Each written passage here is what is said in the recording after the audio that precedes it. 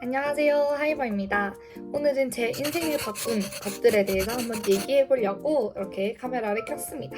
저의 인생을 좀 크게 바꾼 터닝포인트들이 여러 가지 있는데요. 그 중에서 여러분들이 쉽게 적용할 수 있고 또 따라할 수 있는 그런 터닝포인트들을 3가지 들고 와봤습니다. 먼저 첫 번째로는요, 저는 짜잔! 다이어리 쓰는 거. 제가 다이어리를 고등학교 2학년 때부터 썼었는데요. 사실 원래 다이어리는 이거 아니었어요. 원래 다이어리는 이 다이어리인데요. 어떻게 해서 바뀌었는지 그런 것들은 나중에 차차 설명을 해드리고요. 제가 이 다이어리를 통해서 왜 제 인생이 바뀌었다라고 얘기를 하냐. 다이어리를 쓰면서 꿈에 대해서 종이에 쓰는 연습을 하게 됐고, 그러면서 그 꿈을 이루기 위해선 내가 10년 안에 뭘 이뤄야 되는지, 그리고 1년 안에 뭘 이뤄야 되는지, 학기에는 내가 반기에는 내가 뭘 이뤄야 되고, 내가 한 달엔 뭘 이뤄야 되고, 그럼 일주일엔 뭘 이뤄야 되고, 그럼 하루엔 뭘 이뤄야 되는가. 이런 순서를 가지고 저의 삶을 좀 체계적으로 돌아볼 수 있었던 계기가 이제 바로 이 다이어리를 쓰게 되면서 시작이 되었습니다. 그래서 제 인생에 대해서 깊은 고찰을 할 수 있을 때도 많이 이 다이어리를 썼고, 또 저의 일상을 스케줄링하고 시간 관리하고 좀 되게 다양한 일들을 쳐내는데 많은 도움을 받은 아이라서 저의 인생을 크게 바꿨다라고 얘기할 수 있습니다. 두 번째로는 유튜브 보기입니다.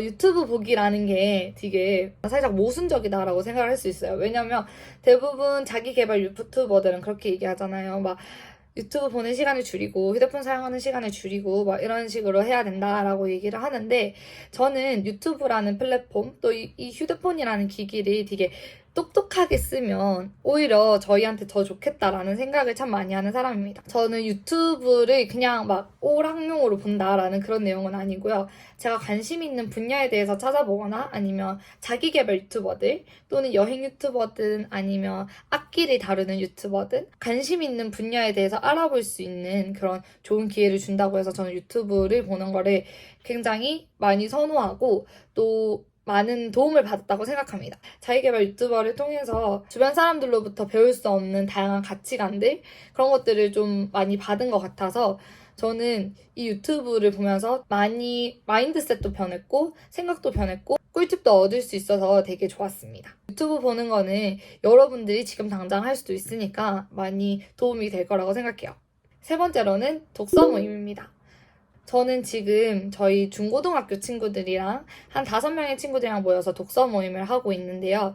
처음 이 독서 모임을 하게 된 이유가 고등학교 3학년 이제 시험이 끝나고 졸업을 하고 나서부터 대학교 입학하기 전까지 되게 한 2달에서 3달 정도 시간적 여유가 있었어요. 근데 저는 이 시간적 여유를 그냥 흥청망청 쓰기 싫은 거예요. 그냥 늦잠 자고 뭐 그럴 수 있고 그렇게 살 수도 있지만 그냥 보내는 게 저는 개인적으로 아깝다고 생각을 했습니다. 왜냐면 고등학교 때 시험이 있어서 책을 못 읽는다라고 얘기를 참 많이 했었는데 그게 또 대학교 가면 달라질 거라고 생각이 안 들더라고요. 그러면 결국은 정말 아무 생각 없이 놀 수 있고 아무 생각 없이 뭔가 다른 취미생활을 할 수 있는 시간이 딱 그 시즌밖에 없겠다라는 생각이 드는 거예요. 대학을 졸업하면 또 취업에 대해서 고민을 해야 되고 취업하면 그거에 대해서 적응하는데 또 고민을 해야 되고 정말 끊임없이 고민하고 정말 부모님의 서포트 아래서 편하게 쉴 수 있는 시간이 딱 이 시간밖에 없다라는 생각이 들고 나서부터 이 시간을 그냥 흥청망청 쓰고 싶지 않다라는 생각을 하게 되었습니다. 그래서 저와 비슷한 생각을 하고 있는 친구들을 찾았고요.